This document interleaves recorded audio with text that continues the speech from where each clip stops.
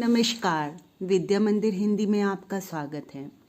देखिए, जैसे कि आप सभी जानते हैं कि आज का युग विज्ञान का युग है और इस विज्ञान के युग में जो सबसे बड़ी मांग है वो कंप्यूटर की है। ऐसा लगता है जैसे कि कंप्यूटर के बिना जीवन रुक सा गया है। चलिए आज हम आपको इसी कंप्यूटर के विषय में एक निबंध बताते हैं। परीक्षा में आपसे कंप्यूटर के विषय में निबंध कुछ अलग अलग तरीके से पूछा जा सकता है। देखिए, कंप्यूटर एक अभिनव क्रांति, कंप्यूटर आधुनिक यंत्र मानव, कंप्यूटर आज की आवश्यकता, कंप्यूटर शिक्षा की उपयोगिता, सार्वजनिक क्षेत्र में कंप्यूटर की उपयोगिता, विज्ञान के युग की मांग कंप्यूटर। प्रस्तावना। आज का युग कंप्यूटर का युग है।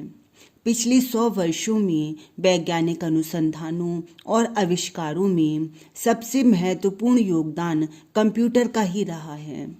जीवन के विभिन्न पक्षों को अधिक सुविधाजनक, सरल तथा उत्तम बनाने में कंप्यूटर एक महत्वपूर्ण साधन है। देखिए, आप सभी जानते हैं कि पिछले कई वर्षों से कंप्यूटर का जब से आविष्कार हुआ, जब से सब ओर इस कंप्यूटर ने क्रांति सी ला दी है। जैसे कि हम यहाँ पर बैठे हैं, अब आप ये मेरे द्वारा बनाया हुआ ये जो कंप्यूटर का निबंध पढ़ रहे हैं, वो भी बिना कंप्यूटर के आप तक पहुँचाना बिल्कुल असंभव था। गत कई वर्षों से देश को कंप्यूटर में करने का प्रयास किया जा रहा है। वर्तमान काल में हमने कंप्यूटर युग में प्रवेश करके अपने को पूर्ण रूप से कंप्यूटर के हवाले कर दिया है। कंप्यूटर हमें बोलना, पढ़ना, लिखना, व्यवहार करना, अपने जीवन को जीना तथा अनेक विषयों का ज्ञान प्राप्त करना सिखाता है। देखिए, आप जानते ही हैं कि अब तो जिस तरह आजकल कोरोना चल रहा है और हम सब बैठे हुए घर पे ऑनलाइन शिक्षा ले रहे हैं, कंप्यूटर का ना आविष्कार हुआ होता तो यह सब बहुत ही मुश्किल था। वास्तव में कंप्यूटर में जो कुछ भी एकत्रित किया गया है वह आज के असाधारण बुद्धिजीवियों की देन है। चलिए अब हम आपको बताते हैं कंप्यूटर क्या है। कंप्यूटर के विषय में हमारे मन में यह जिज्ञासा उत्पन्न होना स्वाभाविक है कि हर दिशा में छा जाने वाला आखिर यह कंप्यूटर क्या है। वास्तव में कंप्यूटर ऐसा यांत्रिक मस्तिष्क है जिसमें विभिन्न गणित संबंधी सूत्रों एवं तथ्यों के संचालन का कार्यक्रम पहले ही समायोजित कर दिया जाता है। इसके आधार पर कंप्यूटर बहुत कम समय में गणना करके तथ्यों को प्रस्तुत कर देता है। कभी कभी मानव द्वारा बनाए गए इस यंत्र की कार्यक्षमता एवं तीव्र गति को देखकर आश्चर्य होता है। देखिए, आप खुद जानते हैं कि आप बहुत सारी डिजिट लीजिए और उन्हें जोड़ना घटाने का आपको कार्य करना हो तो आपको उसकी गणना में बहुत समय लगेगा, जबकि कंप्यूटर यह कार्य बहुत ही तीव्र गति से कर देता है। देखिए, अब आप यह अवश्य जानना चाहेंगे कि आखिर इस कंप्यूटर का आविष्कार सबसे पहले किसने किया। देखिए, चार्ल्स बेबेज, जिनका समय सन 1792 ईस्वी से 1871 ईस्वी तक था, यह सबसे पहले व्यक्ति थे जिन्होंने आधुनिक कंप्यूटर का आविष्कार किया। यह कंप्यूटर लंबी गणनाएं कर उनके परिणामों को मुद्रित कर देता था। मतलब जो इन्होंने कंप्यूटर बनाया था वो गणना करके जल्दी ही और उन परिणामों को मुद्रित भी कर देता था। अब कंप्यूटर का कार्यक्षेत्र अंकों की गणना तक सीमित नहीं रहा, बल्कि अक्षरों, शब्दों, आकृतियों, तार्किक कथनों को ग्रहण करने तथा विभिन्न समाधान प्रस्तुत करने का कार्य करने लगा है। अब कंप्यूटर जीवन के हर क्षेत्र में फैल गया है। जीवन के हर क्षेत्र में कंप्यूटर का अलग अलग तरह से उपयोग किया जा रहा है। चलिए अब हम कंप्यूटर का अलग अलग क्षेत्रों में आपको उपयोग बताते हैं। कंप्यूटर के उपयोग। कंप्यूटर आज मानव मस्तिष्क पर पूरी तरह छा गया है। आज जीवन के अनेक क्षेत्रों में कंप्यूटर के व्यापक प्रयोग हो रहे हैं। बड़े बड़े व्यवसाय, तकनीकी संस्थान और महत्वपूर्ण संस्थानों में कंप्यूटर का प्रयोग मानव मस्तिष्क के रूप में किया जा रहा है। कुछ प्रमुख क्षेत्रों में कंप्यूटर के उपयोग का संक्षिप्त विवरण निम्नलिखित है। बैंकिंग के क्षेत्र में बैंकों की कार्यप्रणाली को सरल एवं सुव्यवस्थित बनाने के लिए कंप्यूटर का दिन प्रतिदिन अधिक से अधिक उपयोग होने लगा है। भारतीय बैंकों में खातों के संचालन और हिसाब किताब रखने के लिए कंप्यूटर बहुत ही उपयोगी सिद्ध हो रहा है। कई राष्ट्रीयकृत बैंकों ने चुंबकीय संख्याओं वाली चेकबुक भी जारी की हैं। देखिए, पहले हम बैंकों में जाते थे पैसा निकालने के लिए, एक लंबी लाइन में लगे रहते थे, परंतु अब हम इस कंप्यूटर के माध्यम से इतना परिवर्तन आ गया कि हम बैंक से पैसा निकालने के लिए लंबी लाइन में बिना लगे आसानी से एटीएम से पैसा निकाल सकते हैं। पहले एक शहर से दूसरे शहर में पैसा भेजने के लिए हमें मनी ऑर्डर करना पड़ता था, परंतु अब हम आसानी से घर पर बैठे बैठे ही दूसरे शहर में, यहाँ तक कि दूसरे देश में भी आसानी से पैसा भेज सकते हैं। तो यह सब परिवर्तन इस कंप्यूटर के माध्यम से ही हुए हैं। कला के क्षेत्र में कंप्यूटर का चित्रकला के क्षेत्र में उल्लेखनीय उपयोग होने लगा है। कंप्यूटर अब अत्यंत कुशल चित्रकार की भूमिका भी निभा रहा है। अब कलाकार कैनवास, रंग, ब्रश के बिना ही कंप्यूटर के सामने बैठकर अपने नियोजित प्रोग्राम के अनुसार स्क्रीन पर चित्र बनाता है और यह चित्र प्रिंट की कुंजी दबाते ही प्रिंटर द्वारा कागज़ पर अपने उन्हीं वास्तविक रंगों के साथ प्रिंट हो जाता है। देखिए, हम रंग और ब्रश से कैनवास पर तरह तरह के चित्र बनाते थे, लेकिन अब वही चित्र हम आराम से कंप्यूटर पर बैठकर बना लेते हैं। और जब हम अपने ब्रश से, रंगों से जब चित्र बनाते थे तो उसमें रंग भी अगर हमारा ख़राब हो गया तो वो हमारा पेपर ही ख़राब हो जाया करता था, परंतु अब ऐसा नहीं है।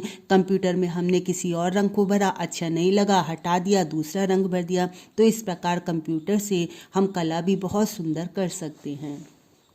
प्रकाशन के क्षेत्र में आजकल समाचार पत्रों और पुस्तकों के प्रकाशन के क्षेत्र में कंप्यूटर का विशेष योगदान है। अब कंप्यूटर के माध्यम से छपने वाली सामग्री को आटंकित कर कंप्यूटर के पर्दे पर, मॉनिटर पर देखा जा सकता है और उसमें संशोधन भी किया जा सकता है। हमने जो भी कुछ उसमें लिखा है उसमें अगर कुछ भी गलती है तो उसको ठीक भी किया जा सकता है।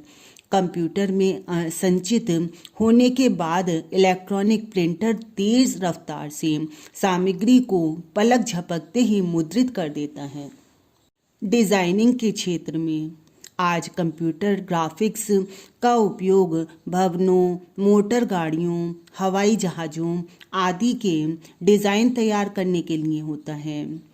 वास्तुशिल्प अपने किसी भी डिज़ाइन को कंप्यूटर की स्क्रीन पर तैयार करते हैं और संलग्न प्रिंटर से इनके प्रिंट भी तुरंत प्राप्त कर देते हैं। वैज्ञानिक अनुसंधान के क्षेत्र में कंप्यूटर के माध्यम से वैज्ञानिक अनुसंधान का स्वरूप ही बदलता जा रहा है। अंतरिक्ष विज्ञान के क्षेत्र में कंप्यूटर ने क्रांति उत्पन्न कर दी है। कंप्यूटर के माध्यम से अंतरिक्ष के व्यापक चित्र उतारे जा रहे हैं और इन चित्रों का विश्लेषण कंप्यूटरों के माध्यम से हो रहा है। आधुनिक वेधशालाओं के लिए कंप्यूटर सर्वाधिक आवश्यक हो गया है। संगीत के क्षेत्र में देखिए, अब तो हर क्षेत्र में ही कंप्यूटर से हम आसानी से कुछ भी सीख सकते हैं। संगीत के क्षेत्र में भी कंप्यूटर का बहुत ही विशेष योगदान है। संगीत के क्षेत्र में स्वरों के नियोजन एवं सजाने का कार्य भी कंप्यूटर द्वारा किया जा सकता है। अब संगीत की स्वर लहरियों को कंप्यूटर स्क्रीन पर उभार कर उनका विश्लेषण एवं विवेचन किया जा सकता है। सूचना तकनीक के क्षेत्र में अब कंप्यूटर द्वारा देश विदेश की सूचनाओं को तीव्र गति से प्रेषित एवं संकलित किया जा सकता है। अंतरिक्ष यानों एवं उपग्रहों में स्थापित विभिन्न अनुसंधान संयंत्रों द्वारा प्रेषित बड़ी बड़ी सूचनाएं एवं गणनाएं अब क्षणों में एक स्थान से दूसरे स्थान को प्रेषित की जा रही हैं। रेलवे आरक्षण, वायुयान आरक्षण भी इसी कारण संभव हो सके हैं। देखिए, अब कहीं भी देश में विदेश में किसी प्रकार की कोई भी घटना घटित होती है, तुरंत उसकी सूचना एक स्थान से दूसरे स्थान पर पहुंच जाती है। पहले रेलवे आरक्षण के लिए या वायुयान से कहीं जाने के लिए हमें वहां पर जाकर लाइन में लगना पड़ता था, तब उसका हमें किसी प्रकार से टिकट मिलता था। लेकिन अब यह सब सुविधाएं भी हमें घर बैठे प्राप्त हो गई हैं। इन सब की देन जो है वह सिर्फ और सिर्फ कंप्यूटर है। युद्ध के क्षेत्र में भी कंप्यूटर का अत्यधिक प्रयोग होता है। अनेक प्रकार के प्रक्षेपास्त्र कंप्यूटर द्वारा ही नियंत्रित होते हैं। अमेरिका में जो पहला इलेक्ट्रॉनिक कंप्यूटर बना था, उसका उपयोग एटम बम से संबंधित गणनाओं के लिए ही हुआ था। जर्मन सेना के गुप्त संदेशों को जानने के लिए अंग्रेजों ने कोलोसस नामक कंप्यूटर का ही प्रयोग किया था। अन्य क्षेत्रों में, वास्तव में जीवन के प्रत्येक क्षेत्र में कंप्यूटर का प्रयोग हो रहा है। कंप्यूटर प्रणाली परीक्षा फल के क्षेत्र में, मौसम संबंधी जानकारी, चुनाव कार्य, एक भाषा का दूसरी भाषा में अनुवाद आदि क्षेत्रों में बहुत उपयोगी सिद्ध हो रहा है। पहले परीक्षा फल का बहुत लंबे समय तक इंतजार किया जाता था, परंतु अब तुरंत ही परीक्षा हमारी होती है, जल्दी ही रिजल्ट बहुत कम समय में आ जाता है और वो हम तुरंत कंप्यूटर के द्वारा हमें उसकी जानकारी भी प्राप्त हो जाती है। मौसम संबंधी भी विभिन्न प्रकार की जानकारियां हमें कि कब वर्षा होगी, कहाँ पर किस तरह का मौसम होगा, यह सारी जानकारी भी हमें कंप्यूटर द्वारा प्राप्त हो जाती है। चुनाव कार्य में किस समय कब क्या होना है, यह सारी भी जानकारी हमें चुनाव की भी पता चलती है। और एक भाषा का दूसरी भाषा में अनुवाद, जैसे एक भाषा हमने अभी हिंदी भाषा में अपनी कुछ बात लिखी, उसी का हमें यदि तुरंत अंग्रेजी में अनुवाद करना है तो वह भी कंप्यूटर के द्वारा बहुत ही कम समय में हो जाता है।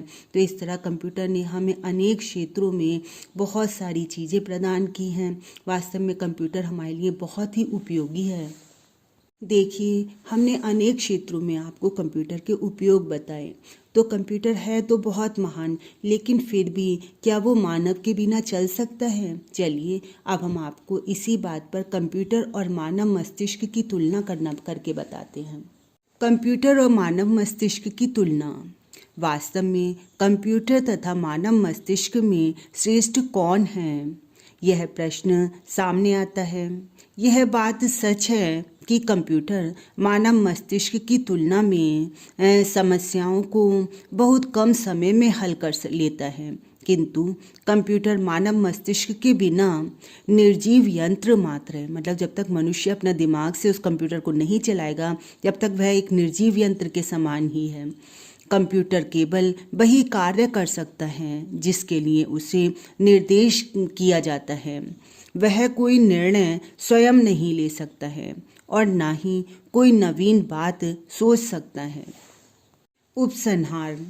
भारत जिस गति से कंप्यूटर युग की ओर बढ़ रहा है, उसे देखकर ऐसा लगता है कि हम अपने आप को संपूर्ण रूप से कंप्यूटर के हवाले करने के लिए विवश किए जा रहे हैं। हर दृष्टि से हम केवल कंप्यूटर की ओर ही बढ़ते चले जा रहे हैं। प्रत्येक वैज्ञानिक अनुसंधान की भांति कंप्यूटर का अनुचित प्रयोग हमारे लिए खतरनाक हो सकता है। गणना की जरा सी त्रुटि संपूर्ण मानवता का विनाश कर सकती है। जब हम उसमें गणना कर रहे होते हैं, जरा सी भी अगर हम उस पर गलती कर देते हैं तो वो बहुत बड़ा विनाश कर सकती है। भारत जैसे अत्यधिक जनसंख्या वाले देश में तो इससे बेरोजगारी बढ़ने का भी खतरा उत्पन्न हो रहा है। भारत जैसे अत्यधिक जनसंख्या वाले देश में तो इससे बेरोजगारी बढ़ने का भी खतरा उत्पन्न हो रहा है। देखिए, जो काम कई लोग मिलकर करते थे उसी काम को कंप्यूटर बहुत ही कम समय में कर लेता है, तो इस तरह से बेरोजगारी भी बढ़ रही है। अनेक दोष होते हुए भी सार्वजनिक क्षेत्रों में इसके महत्व को नकारा नहीं जा सकता।